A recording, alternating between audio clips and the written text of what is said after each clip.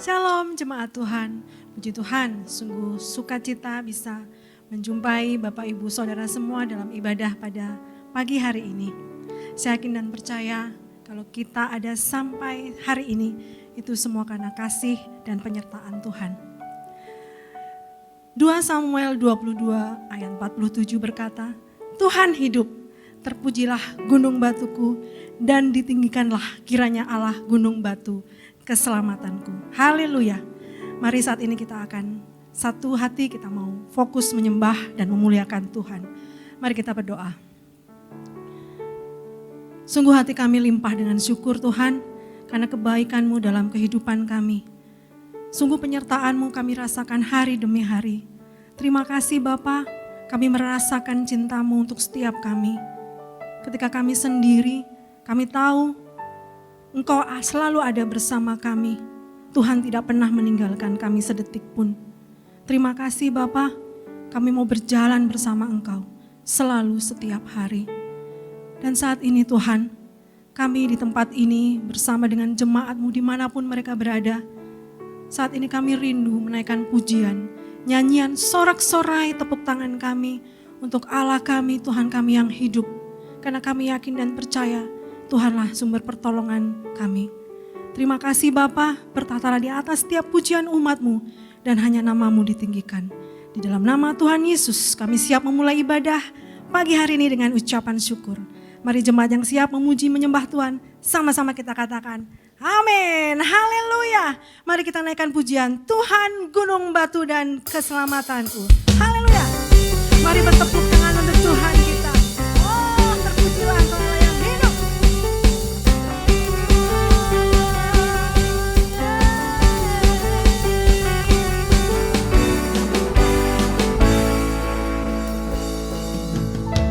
Kau gunung batuku dan Kau kota bentengku, tak akan ku ragu.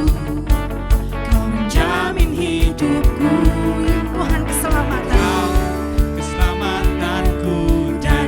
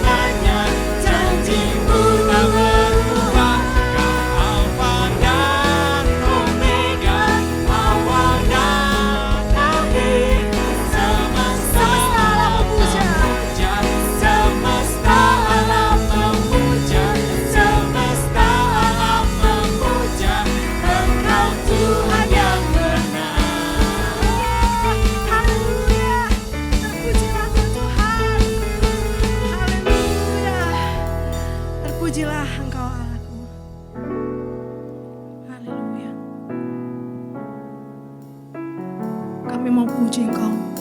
Kami mau meninggikan Engkau Tuhan. Kau layak ditinggikan.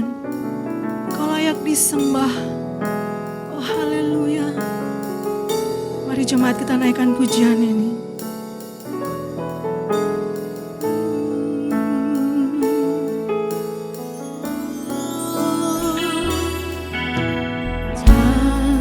Terukur kasih-Mu Yesus, Kau matikan diriku, Kau curahkan darah-Mu untuk Kamu.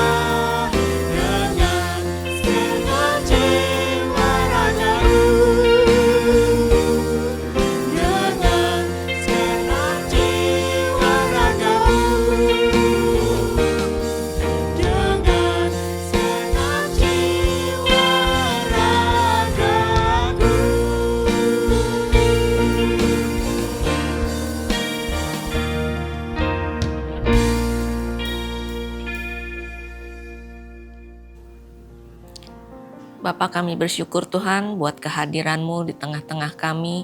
Kami bersyukur untuk kasih setia-Mu, kemurahan, kebaikan yang Tuhan lakukan buat kami di sepanjang kehidupan kami. Terima kasih Bapa, kalau sebentar kami mau mendengarkan firman-Mu, Tuhan urapi setiap kami. Kami mau menerima kebenaran-Mu ini Tuhan untuk menuntun hidup kami, supaya kami boleh semakin hari semakin berkenan di hadapan Tuhan. Urapi hamba-Mu Tuhan untuk menjadi saluran berkat yang murni dan kudus buat kami semua. Di dalam nama Tuhan Yesus Kristus, kami berdoa dan mengucap syukur. Amin. Shalom Bapak Ibu yang dikasihi Tuhan, senang menjumpai Bapak Ibu kembali. Kiranya damai sejahtera yang dari Allah senantiasa melingkupi kita semua. Pagi ini saya mau menyampaikan firman Tuhan dengan judul Apa Adanya.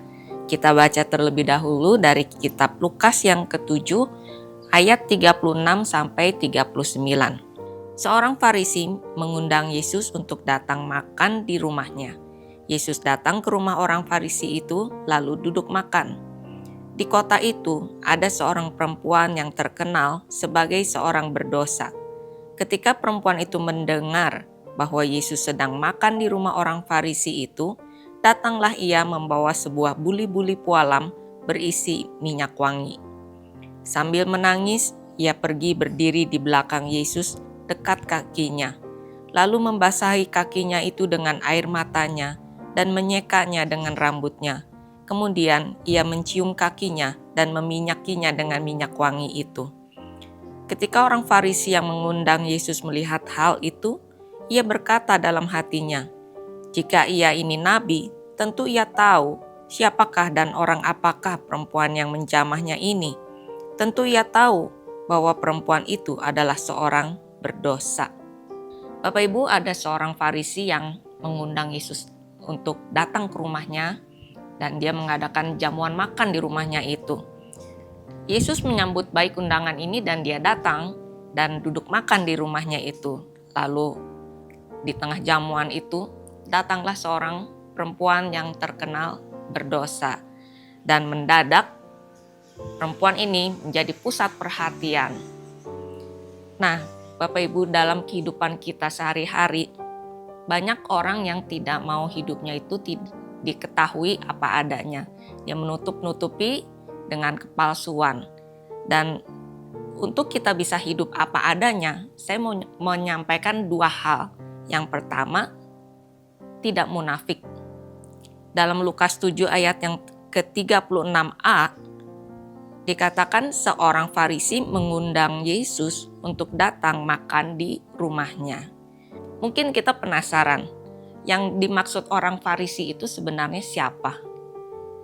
Orang Farisi ini merupakan kelompok dari ahli-ahli Taurat dan guru-guru agama. Mereka ini yang mengajarkan dan menafsirkan hukum Taurat kepada orang banyak. Mereka ini sangat menekankan ketaatan secara lahiriah, mementingkan tradisi yang mereka kembangkan sesuai penafsiran mereka terhadap hukum Taurat. Mereka lebih menekankan itu daripada menyatakan kasih Allah dan kebenarannya. Mereka ini sangat berpegang teguh kepada aturan-aturan agamawi, tetapi melalaikan dan mengabaikan nilai-nilai kerajaan Allah. Lebih mendahulukan adat istiadat daripada menerapkan firman Tuhan.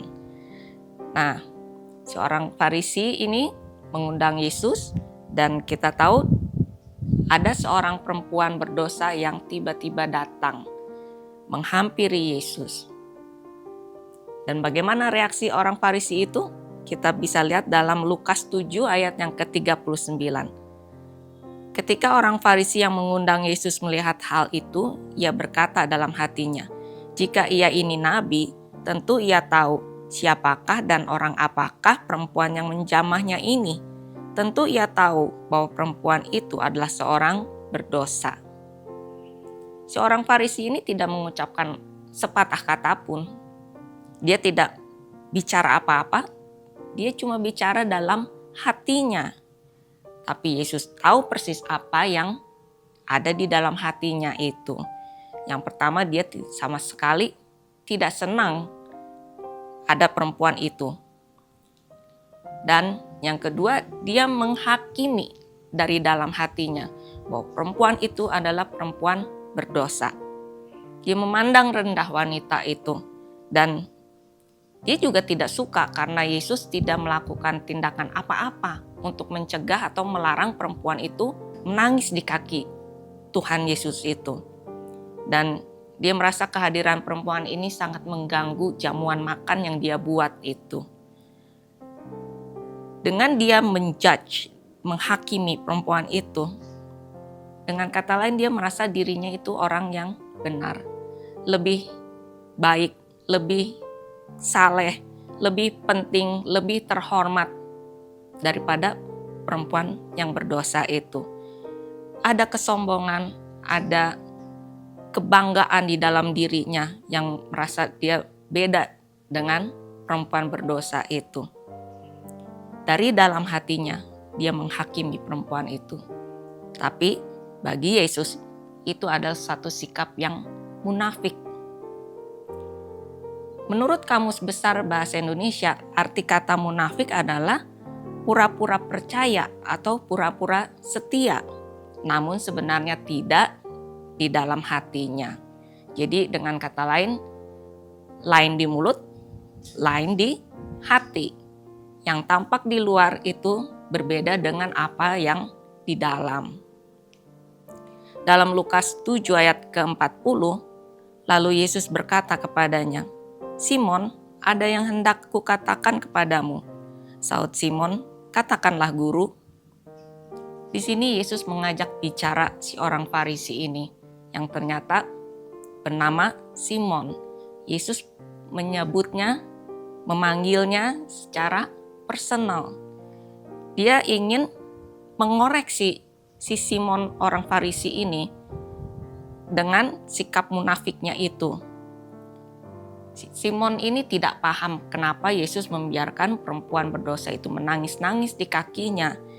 Makanya Yesus ingin Simon ini bisa mata dan pikirannya itu terbuka untuk dia bisa melihat dan memahami bahwa bahwa si orang Farisi itu tidaklah lebih baik dari perempuan berdosa itu.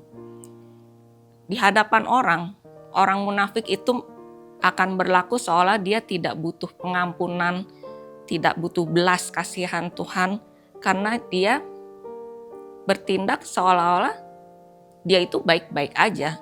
Dia menutupi semua kekurangan dan kesalahannya dengan tampilan luar yang hebat.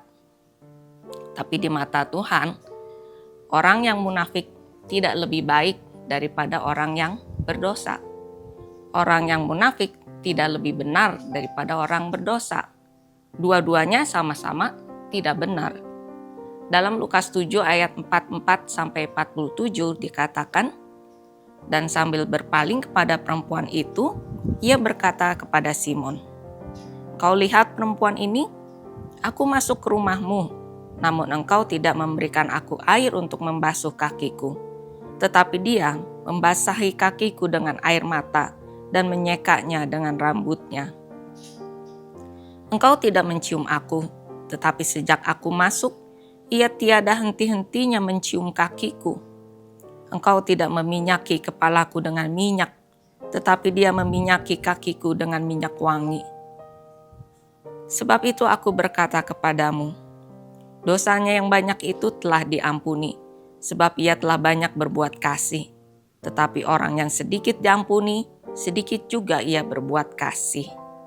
Sebagai orang Farisi yang biasanya berpegang pada tradisi, nyata-nyata bahwa ternyata Simon melanggar semua tradisi itu. Bukankah itu sesuatu yang munafik? Simon mengundang Yesus datang ke rumahnya, tapi dia tidak memperlakukan Yesus sebagaimana mestinya seorang tuan rumah memperlakukan tamu undangannya yang ia hormati. Ada 3 hal yang Yesus cela dari sikap Simon ini. Yang pertama, dia tidak membasuh kaki Yesus sebagaimana tradisi orang Yahudi pada zaman itu. Seorang tamu itu harus dicuci kakinya. Dia juga tidak mencium Yesus, tidak mengurapinya dengan minyak juga. Dengan kata lain, Simon tidak menghormati Yesus sebagai tamu yang dia undang, yang seorang tokoh yang dia hormati. Tidak. Sebenarnya sangat memalukan kelakuan Simon terhadap Yesus itu. Dan Yesus menelanjangi kemunafikannya itu. Coba kita lihat diri kita Bapak Ibu. Ketika kita menjadikan Yesus sebagai Tuhan dan Raja dalam hidup kita, mengundang Dia masuk dalam hati kita, apakah kita cuma memperlakukan Yesus sebagai tamu yang disuruh duduk diam, duduk manis, dan tidak boleh ikut campur dalam urusan kita sehari-hari, atau sungguh-sungguh menjadikan Dia sebagai Raja yang memegang kendali hidup kita? Mungkin kita rajin ke gereja, kasih persembahan, melakukan pelayanan atau berbuat amal. Tapi apakah kita sudah sungguh-sungguh menjadikan Yesus itu sebagai Tuhan dan Raja yang kita hormati, yang kita sembah dan kita layani? Sudahkah kita menghidupi firman Tuhan itu? Hidup dalam kebenarannya itu? Atau kita pura-pura aja ke gereja pokoknya setiap minggu, tapi hidupnya tidak sesuai dengan firman Tuhan? Jangan-jangan Bapak Ibu, kita juga masih menyimpan kemunafikan. Pura-pura tulus, ternyata tidak jujur seperti Ananias dan Safira misalnya. Pura-pura mempersembahkan yang terbaik buat Tuhan dengan tulus, ternyata semua itu palsu, bohong. Pura-pura baik, di depan orang kita berlaku manis, ternyata di belakang kita busuk, ngomongin yang jahat, ngomongin yang jelek. Pura-pura taat, ya siap melakukan ini, siap melakukan itu, tapi ternyata di belakang nusuk. Pura-pura setia, ternyata sudah pindah ke lain hati. Dan barangkali kita juga masih suka menghakimi orang. Dalam Matius 23 ayat yang ke-28, demikian jugalah kamu, di sebelah luar kamu tampaknya benar di mata orang, tetapi di sebelah dalam kamu penuh kemunafikan dan kedurjanaan. Kita bisa mengelabui semua orang dengan berpura-pura. Tapi Tuhan tahu kedalaman hati kita, Tuhan tahu pikiran kita, Tuhan tahu niat-niat jahat yang timbul, semua kemunafikan, semua topeng kita, Tuhan tahu. Tidak ada yang tersembunyi di mata Tuhan. Dalam 1 Petrus 2 ayat yang pertama dikatakan, karena itu buanglah segala kejahatan, segala tipu muslihat dan segala macam kemunafikan, kedengkian, dan fitnah. Kita buang semuanya itu Bapak Ibu. Mari kita izinkan firman Tuhan itu untuk memurnikan kita. Membuang semua kepalsuan dan kecemaran. Mencelikan kesalahan-kesalahan yang kita lakukan. Mungkin kita tidak sadar bahwa ada blind spot yang tidak kita lihat, yang terlewatkan oleh kita. Biar firman Tuhan nyatakan itu, sehingga kita bisa mengubah paradigma kita, pola pikir kita sesuai dengan firman Tuhan. Dalam Matius 7 ayat yang kelima, hai orang munafik, keluarkanlah dahulu balok dari matamu, maka engkau akan melihat dengan jelas untuk mengeluarkan selumbar itu dari mata saudaramu. Kita tidak lebih benar dari orang lain, dan bukan hak kita untuk menghakimi orang lain juga. Lebih baik kita minta Tuhan untuk mengoreksi kita, menunjukkan kesalahan kita, supaya kita bisa hidup berkenan di mata Tuhan dan tidak menjadi batu sandungan bagi orang lain. Kita bisa hidup apa adanya tanpa kemunafikan. Lalu yang kedua adalah jujur. Kita baca dulu dari Lukas 7 ayat yang ke-38. Sambil menangis, ia pergi berdiri di belakang Yesus dekat kakinya, lalu membasahi kakinya itu dengan air matanya dan menyekanya dengan rambutnya. Kemudian ia mencium kakinya dan meminyakinya dengan minyak wangi itu.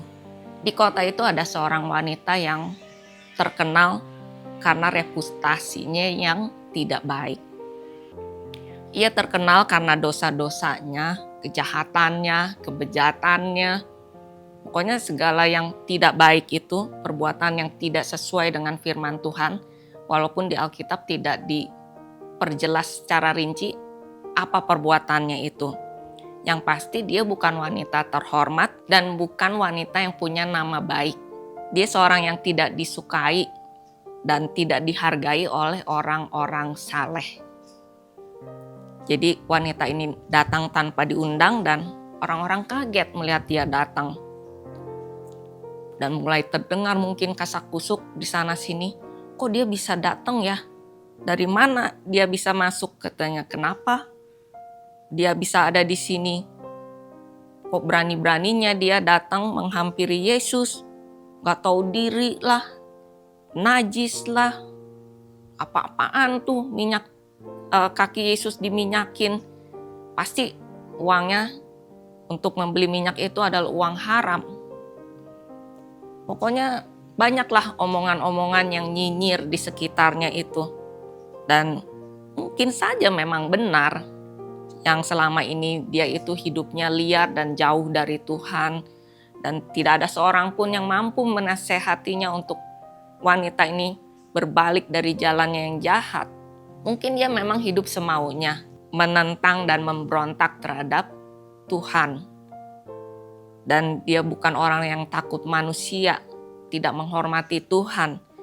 Tapi Bapak Ibu, seburuk apapun masa lalu seseorang, kalau dia mau berbalik kepada Tuhan, bertobat sungguh-sungguh, Tuhan pasti mau menerimanya. Tuhan tidak pernah menolak. Dan Yesus sanggup untuk mengubahkan, memulihkan orang yang berdosa, yang sungguh-sungguh merendahkan diri kepada Tuhan. Dalam Lukas 5 ayat ke-32, aku datang bukan untuk memanggil orang benar, tetapi orang berdosa supaya mereka bertobat. Untuk itulah Yesus datang, dan rupanya wanita ini pernah mengalami perjumpaan secara pribadi dengan Tuhan, secara rohani maksudnya. Dan wanita ini mungkin sudah mendengar perkataan-perkataan Yesus yang penuh kuasa, yang penuh hikmat, penuh wibawa, penuh urapan. Dan dia juga sudah melihat atau mendengar bagaimana sikap Yesus terhadap orang-orang yang hina, bagaimana dia peduli terhadap orang-orang yang menderita, yang sakit, yang tersisihkan. Dan bagaimana Yesus telah menyembuhkan yang sakit, melepaskan yang terikat. Bagaimana Yesus menghardik roh-roh jahat, bahkan mengampuni dosa. Semua perkataan, sikap, perbuatan Yesus itu sungguh menyentuh hatinya. Dan itu mengubahkan dia, menyadarkan dia, kasih Allah telah menjamah dia dan meluluhkan hatinya, menginsafkan dia terhadap semua kejahatan dan dosa yang sudah ia lakukan. Dia sadar bahwa dia sangat-sangat butuh pengampunan dari Tuhan. Ini yang membuat dia nekat mendatangi Yesus. Mungkin dia dibayangi rasa malu, ada rasa takut. Dia berjalan melewati banyak orang yang menatapnya dengan keheranan, ada yang menatapnya dengan sinis, belum lagi terdengar omongan-omongan yang nyinyir. Tapi wanita ini tidak peduli. Yang dia cari adalah Yesus. Pokoknya dia cuma mau mencari Yesus, bukan yang lainnya. Dan dia sudah bertekad bulat untuk itu. Dalam Amsal 28 ayat 13, siapa menyembunyikan pelanggarannya tidak akan beruntung. Tetapi siapa mengakuinya dan meninggalkannya akan disayangi. Jadi dia mendatangi Yesus dengan penuh air mata, dia mendekat dan berdiri di belakangnya. Lalu dia menangis di kaki Yesus itu. Yesus tidak menolaknya. Yesus tidak mengusirnya. Dia biarkan wanita itu menangis di kakinya. Ini satu keberanian untuk bisa jujur apa adanya. Wanita ini mengakui siapa dirinya di hadapan Tuhan. Dan dia mengakui siapa Yesus bagi dirinya itu. Dia sangat menghormati Yesus. Wanita ini menyembah Tuhan dari hatinya yang paling dalam. Sebuah devosi yang indah Bapak Ibu. Dia sujud di kaki Yesus. Dan ini menunjukkan betapa dia menghormati Tuhan, betapa dia respect terhadap Yesus. Dia begitu merendahkan dirinya, bukan cuma di kaki Yesus, tapi juga di hadapan semua orang. Dia cuci kaki Yesus dengan air matanya, dan dia seka dengan rambutnya. Rambut merupakan lambang kehormatan seorang wanita, dan dia rela dia pakai itu untuk menyeka kaki yang dia cuci dengan air mata itu. Dia ciumin kaki Tuhan. Dan dia minyaki dengan minyak wangi. Sebagai bukti kasihnya, sebagai bukti penghormatan dia terhadap Yesus. Wanita ini berani tampil di muka umum tanpa sembunyi-sembunyi seperti yang biasa dia lakukan selama ini. Dia tidak menghindar, tapi dia tanggalkan semua topengnya, dustanya, harga dirinya, keangkuhannya, bahkan dosanya, semua dia tanggalkan. Dia datang kepada Tuhan dengan hancur hati. Dan semua orang bisa melihat betapa wanita yang hina dan bejat itu sujud menyembah Tuhan dan menunjukkan kasihnya yang tulus kepada Yesus. Sangat bertolak belakang dengan Simon yang orang Farisi itu. Wanita ini melakukannya dengan sepenuh hati, sedangkan Simon tidak melakukan apapun terhadap Tuhan. Dalam Lukas 7 ayat 48 sampai 50, lalu ia berkata kepada perempuan itu, "Dosamu telah diampuni." Dan mereka yang duduk makan bersama dia berpikir dalam hati mereka, "Siapakah ia ini sehingga ia dapat mengampuni dosa?" Tetapi Yesus berkata kepada perempuan itu, "Imanmu telah menyelamatkan engkau. Pergilah dengan selamat." Bagaimana dengan kita, Bapak Ibu? Apakah kita jujur di hadapan Tuhan dan di hadapan manusia? Apakah kita berani tampil apa adanya, tanpa menutup-nutupi, tanpa kepalsuan, tanpa kemunafikan? Kita harus sadari bahwa kita tidak lebih benar dari siapapun. Dan Tuhan tidak pernah menolak siapapun yang datang kepadanya dengan sungguh-sungguh merendahkan diri dan bertobat. Dari 1 Yohanes 1 ayat 9, jika kita mengaku dosa kita, maka ia adalah setia dan adil, sehingga ia akan mengampuni segala dosa kita dan menyucikan kita dari segala kejahatan. Oleh anugerah Tuhan, kita mendapat pengampunan dosa. Jadi, mari kita jalani kehidupan kita ini dengan merdeka, dengan apa adanya di hadapan Tuhan maupun di hadapan manusia. Dengan yang pertama, tidak munafik. Bukan hak kita untuk menghakimi orang, kita tidak lebih benar atau lebih baik dari siapapun juga. Kita tanggalkan semua topeng kemunafikan dan kepalsuan kita. Yang kedua, kita jujur. Kita hidup apa adanya, jujur, tidak pura-pura di hadapan orang maupun di hadapan Allah. Kita bertobat dari semua kesalahan perbuatan yang tidak benar, yang tidak berkenan kepada Tuhan, sehingga Tuhan bisa pulihkan kita. Tuhan akan menunjukkan kasih-Nya kepada orang yang sungguh mau merendahkan diri di hadapannya. Mari kita berdoa. Bapa, terima kasih Tuhan buat firman-Mu, biar firman-Mu ini berbicara kepada kami lebih dalam lagi Tuhan, supaya kami boleh melakukannya dalam kehidupan kami. Kami tidak mau menjadi orang yang munafik, tapi biarlah firman-Mu Tuhan yang mencelikan kami apabila masih ada kesalahan yang kami tutupi. Tuhan, tolong nyatakan itu Tuhan, supaya kami bisa membereskannya di hadapan-Mu, kami boleh bertobat, dan kami boleh hidup jujur di hadapan Engkau. Terima kasih Bapa, Tuhan yang memulihkan setiap kami Tuhan, supaya kami boleh semakin bertumbuh, semakin serupa dengan Kristus. Dan dimanapun kami berada, kami tidak menjadi batu sandungan, tapi kami boleh menjadi berkat bagi orang lain. Bapa, kami berdoa juga bagi seluruh jemaat-Mu Tuhan, dimanapun anak-anak-Mu ini berada, Tuhan, yang campur tangan dalam kehidupan mereka. Biar yang sakit Tuhan sembuhkan, yang berbeban berat Tuhan beri kelegaan. Pertolongan-Mu Tuhan selalu tepat waktu. Terima kasih Bapa. Kami juga mau berdoa bagi Indonesia, biar berkat-Mu dicurahkan atas Indonesia Tuhan. Negara kami, negeri ini, bangsa ini Tuhan boleh mengalami pemulihan yang dari Tuhan. Datanglah kerajaan-Mu, jadilah kehendak-Mu atas Indonesia. Terima kasih Bapa, biar Tuhan juga memberkati gereja Bethel Indonesia, dimanapun gereja-Mu ini berada boleh menjadi terang dan garam bagi lingkungan di mana kami berada. Terima kasih Tuhan, kalau sebentar kami berpisah, kami siap untuk menerima berkat yang dari Tuhan. Mari Bapak Ibu, kita angkat kedua tangan kita dan arahkan hati kepada Tuhan.